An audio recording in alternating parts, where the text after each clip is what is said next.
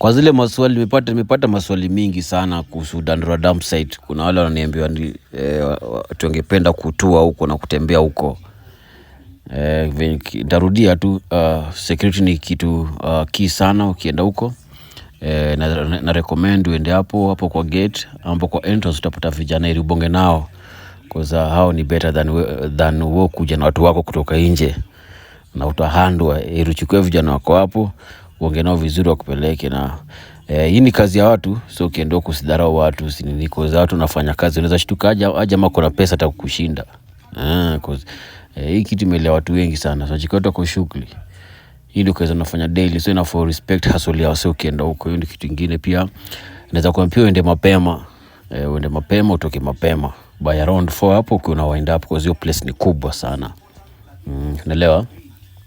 Hiyo place ni kubwa, ni makuna mavales hiyo, kuna nini, yani ni place kubwa sana, ni place poa sana.